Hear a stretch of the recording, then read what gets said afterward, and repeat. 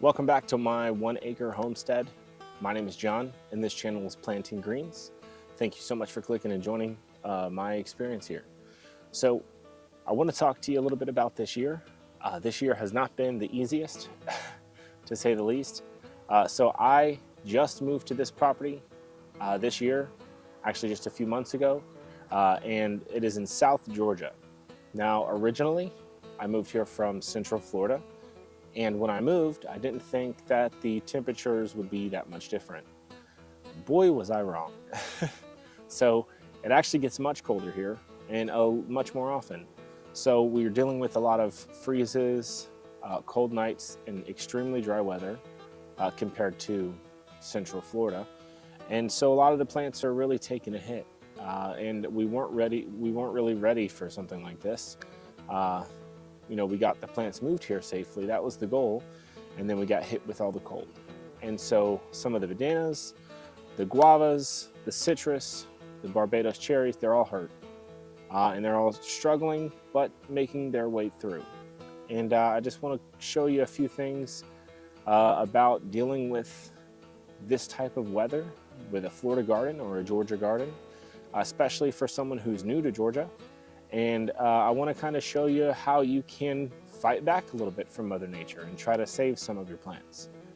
So join me as I walk you through kind of the state of my plants in the garden. And this is definitely the biggest hit that I've ever taken gardening. I've had so many plants just get demolished during these cold storms. And one of my favorite plants that I've lost, I think, is my Australian finger lime. So this guy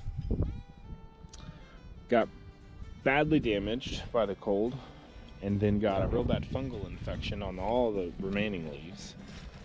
And then the top started to die off. So I chopped off what was dead, and what we're left with is that stump. So hopefully it can come back. I'd like to see that thing, shoot off a little branch, and we'll nurse it back to health. And speaking of citruses, this is a Lakeland limequat, and boy oh boy is it hurting. It is still alive, but it's just not loving the cold. So the reason I'm showing you all this, the reason we're going over and talking about the cold is, like I said, we're about to get about 5 days of really ice cold weather. And most of these plants are gonna have to stay outside. Some of them I can bring inside, and then the rest, we actually have a small little shed here, a shed in a box, and we're gonna use that to protect the ones that we can, the smaller plants. So things like strawberry, guava, bananas, variegated bananas, house plants, different things of that nature. And we'll use this little tarp shed to act as a little greenhouse, just to keep in that heat.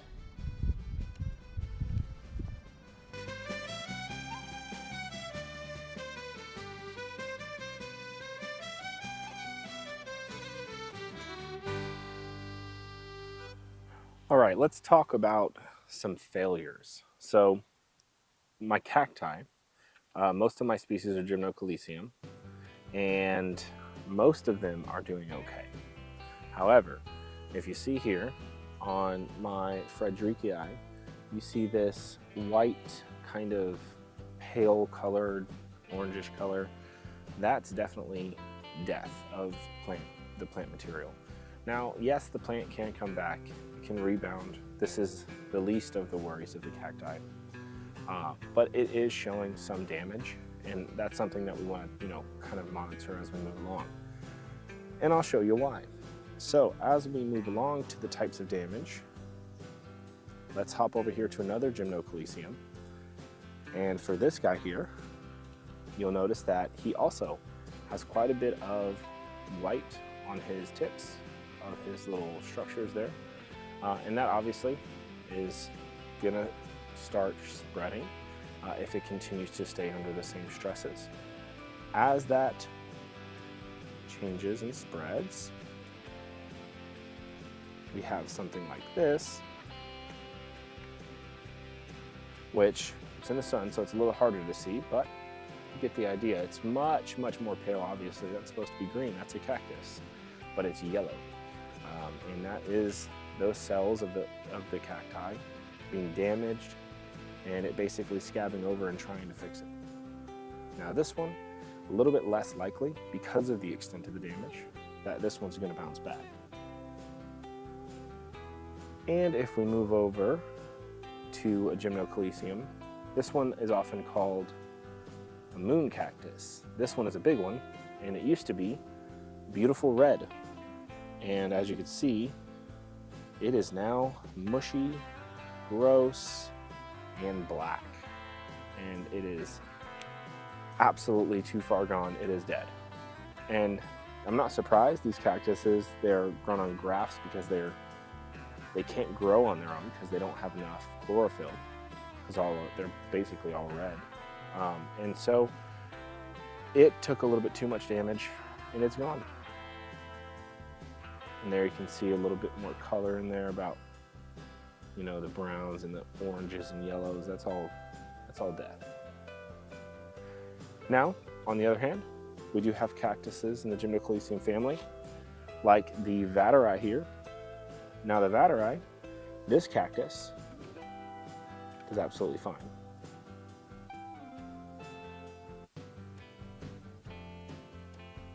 And as you can see, he is happy and healthy.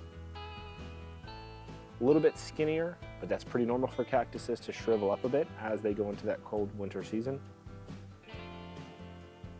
And same thing with the Raganosii. He looks absolutely great. No problems at all. And it will depend on the species. So some cacti, they're going to do fine.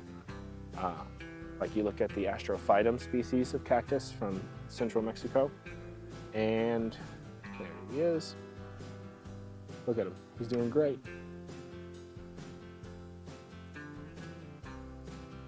Not a worry in the world. Same thing with the Astrophytums over here as well.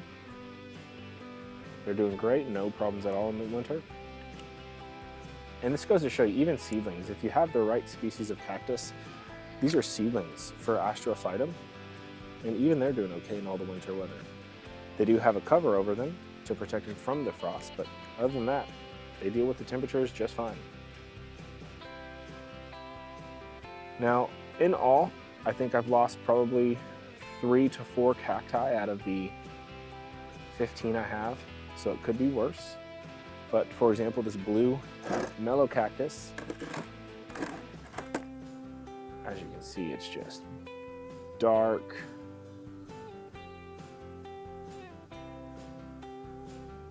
And it looks rotten. There's even mold growing up on the top of it.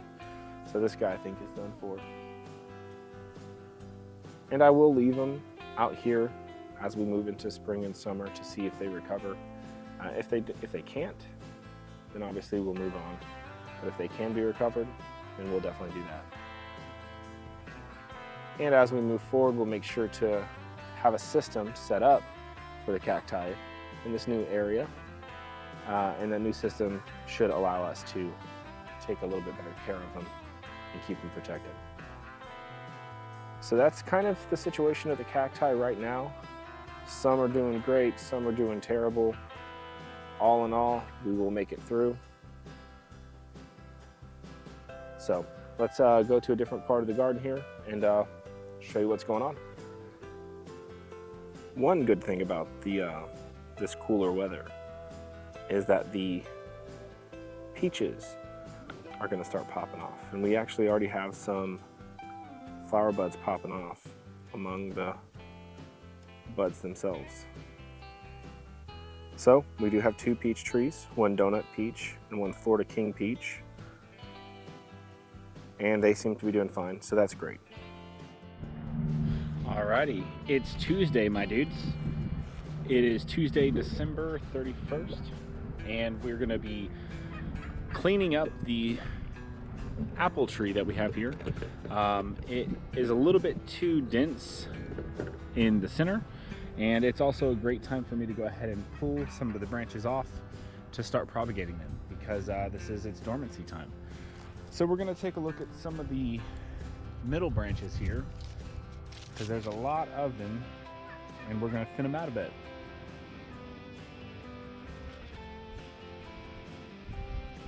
I think we'll start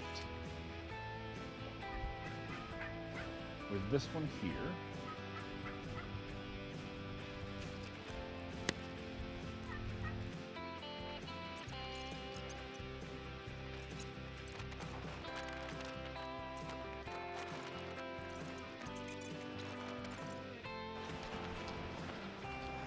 All right, so we do have one peach cutting. That's about, I don't know, it's about 20 inches long. And then we have a longer cutting here. This is all apple. And we have about 3 large long cuttings. And then one little guy here. So we're gonna take these back to the house. We'll get them all cut up and we'll get them in containers with soil. And you know, the kicker of this whole thing is that the weather is actually going to get colder.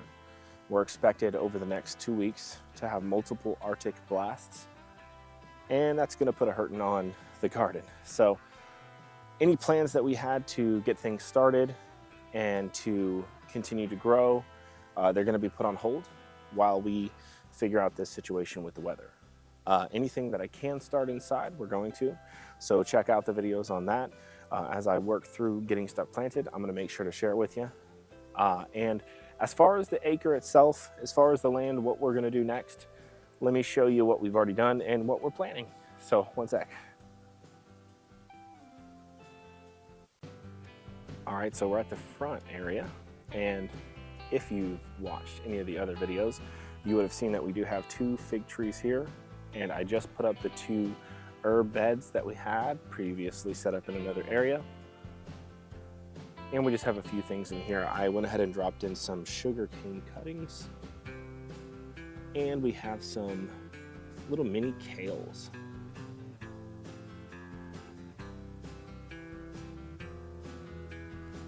And so those are the 2 herb beds that we'll use for the house. And then this is where we're going to be starting our new garden beds. So right now we have cardboard down, little garden box on top to keep it weighted. And then we have these old pieces of cloth that I got when I worked at AT&T. They're old advertising signs. And we put those down and we tacked them down. That way we could cover the grass and get that grass killed so we can lay out the garden. So we'll have one long bed there, one long bed here. We're gonna put an archway over by the door, and then we'll start planting out from there. And it's 1 acre total, so we got a lot of work to do and a lot of figuring out where stuff's gonna go. But that is what we've done so far, and we're moving toward getting some things in ground, and it's just a matter of time. I wouldn't say that patience is necessarily a virtue of mine, but it's important when starting a food forest or trying to make a huge change in your life even. It's important to me at least to remind myself that patience is everything. Patience is the only thing that's going to get you through, because nothing happens overnight. They say Rome wasn't built in a day, and I hate that phrase, but it's accurate, I guess. But with starting a food forest, I mean, we have a whole acre here, and you know, you want to get it all done in one go, have everything completed in one night, one day, but it's just not how it happens. It takes time to develop and plan. It takes time to plant and watch things grow. And so from 2024 to 2025, I want to practice patience. And not only patience with what I have to deal with, but patience with myself. Because it's easy to feel like you're losing. It's easy to feel like you've been defeated when everything around you is moving too slowly. You feel like you're helpless. But just keep on the grind and know that your patience will be rewarded. But Don't be complacent while you're being patient. Keep working, keep planning, keep processing. And that's what I'm gonna focus on in 2025. I'm gonna try not to let this weather get me down and let my plants get me down.